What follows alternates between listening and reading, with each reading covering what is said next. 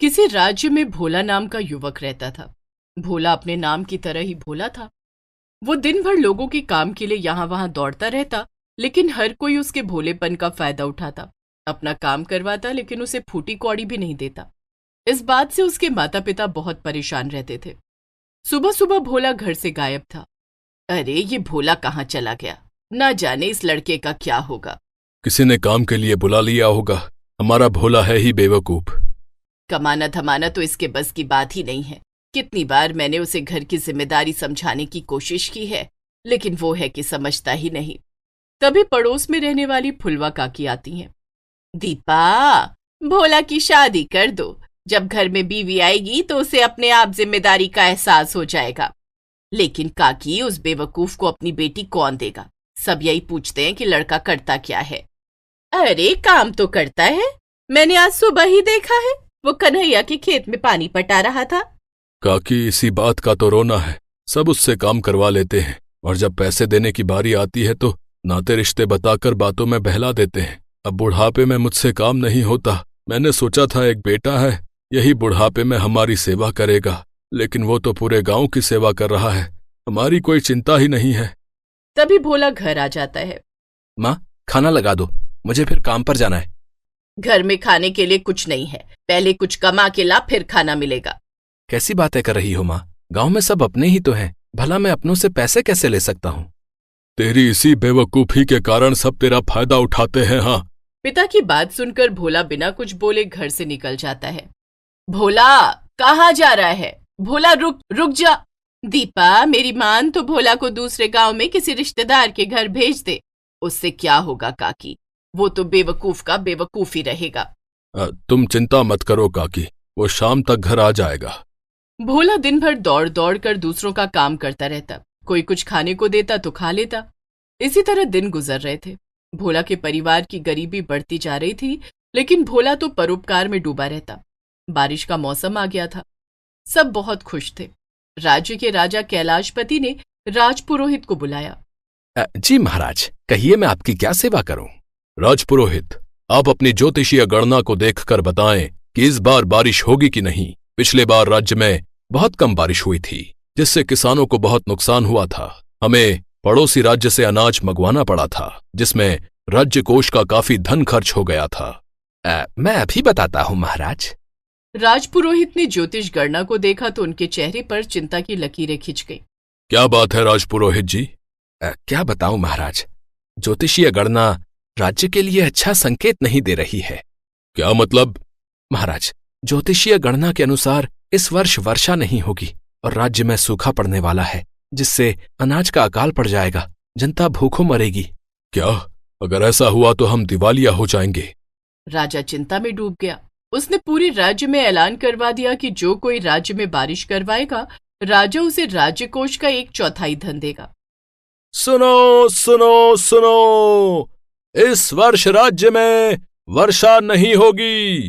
राज्य में सूखा पड़ने वाला है।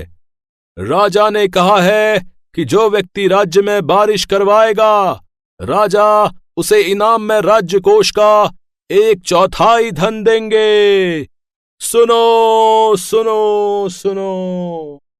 ये सुनते ही गांव वाले आपस में बातें करने लगे।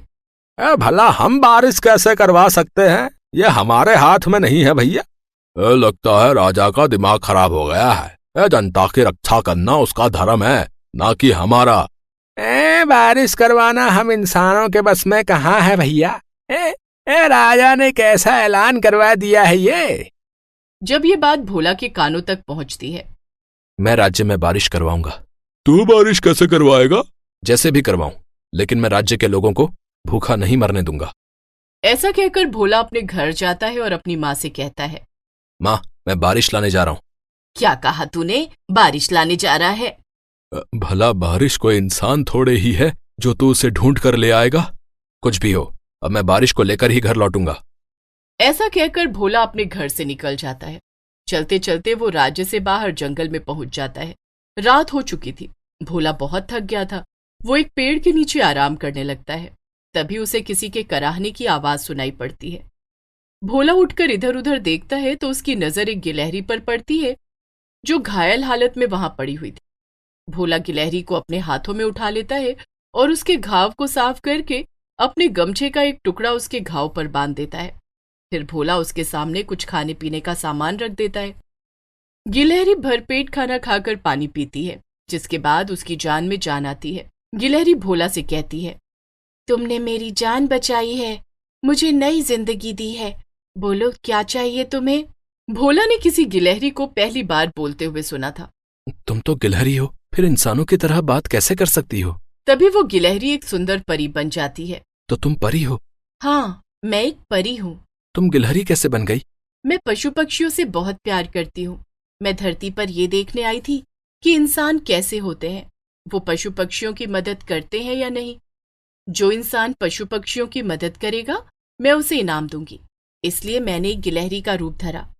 तुम बहुत नेक दिल इंसान हो, तुमने एक गिलहरी को मरने से बचा लिया। बोलो तुम्हें क्या चाहिए? भोला थोड़ी देर सोचता है, फिर कहता है, मुझे अपने लिए कुछ नहीं चाहिए। फिर किसके लिए चाहिए? मेरे राज्य में सूखा और अकाल पड़ने वाला है। अगर ऐसा हो गया तो सब भूखों मर जाएंगे। मैं बारिश की तलाश में निकला हूँ। क्या तुम मेरे राज्य में बारिश करवा सकती हो? भोला, तुम सचमुच में बहुत नेक दिल इंसान हो।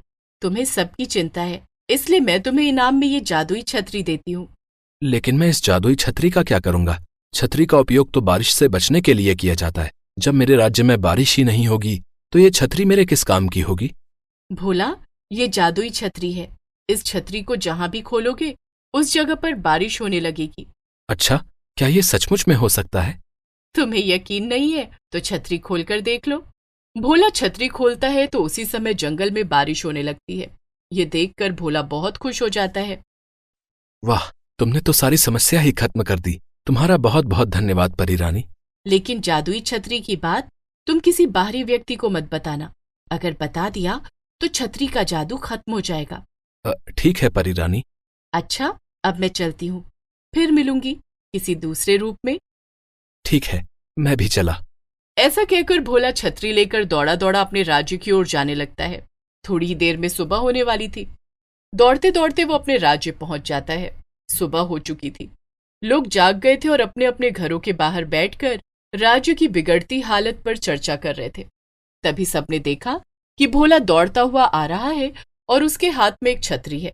अरे वो देखो, भोला आ रहा है। बारिश लेने गया था और छतरी लेकर आ रहा है। बेवकूफ कहीं का। जब राज्य में बारिश ही नहीं होगी तो छतरी का क्या करेगा ये? सभी भोला से कहने लगे। अरे भोला, अरे तू इस छतरी का क्या करेगा भैया? भोला उन्हें जादुई छतरी के बारे में बताने ही वाला था कि उसे परी की कही हुई बात याद आ जाती है। ये छतरी मुझे जंगल में मिली, शायद किसी राहगीर की होगी, मैं ले आया। ऐसा कहकर वो छतरी लेकर अपने घर आ जाता है। भोला, तू कहाँ गया था और ये छतरी किसकी है? माँ, ये छतरी मैं राजा के लिए लाया हूँ। ये कैसा मजाक है भोला? तुझे पता है कि राज्य में सूखा पड़ने वाला है और तू राजा के लिए छतरी लाया है। राजा ने तो बारिश करवाने के लिए कहा था। तेरी इस गुस्ताखी के लिए कहीं राजा तुझे मृत्यु दंड ना दे दे। माँ बाबा, ये साधारण छतरी नहीं है, ये जादुई छतरी है। जादुई छतरी? हाँ, इस छतरी को जहां भी खोलूंगा वहां बारिश होने लगेगी। ऐसा कैसे हो सकता है? भला छतरी खोलने से बारिश कैसे हो सकती है? छतरी तो बारिश से बचने के लिए खोली जाती है। भोला उस छतरी को घर के आंगन में खोल देता है और वहां बारिश होने लगती है। ऐसी छतरी तो मैंने पहली बार देखी है। तुझे ये छतरी कहाँ से मिली? तब भोला ने अपने माता पिता को परी वाली बात बताई। जीवन में पहली बार किसी ने तुझे तेरी नेकी का इनाम दिया है। भला हो उस परी का। बाबा, मैं आज ही छतरी लेकर राजा के पास जाऊंगा। ठीक है भोला, जल्दी जा। भोला नहा धोकर जादुई छतरी लेकर राजा के पास जाता है। राजमहल के बाहर पहुंचकर वो सिपाही से कहता है कि उसे राजा से मिलना है। सिपाही उसे राजा के पास लेकर जाता है। कहो युवक, क्या बात है? महाराज, मैं आपके लिए बारिश लेकर आया हूँ। कहाँ है बारिश? तभी भोला राजा की ओर वो छतरी बढ़ा देता है। गुस्ताख युवक, मुझसे मजाक करता है? नहीं महाराज, मैं मजाक नहीं कर रहा। आप छतरी खोलकर तो देखिए। राजा छतरी खोलता है तो राजमहल में बारिश होने लगती है। हाँ, ये तो चमत्कार है। महाराज, ये जादुई छतरी है। इसे जहां भी खोला जाएगा वहां बारिश होने लगेगी। राजा बहुत खुश हो जाता है और भोला को इनाम में राज्यकोष का 1/4 धन दे देता है, जिसके बाद भोला का परिवार अमीर हो जाता है और उसकी शादी भी हो जाती है।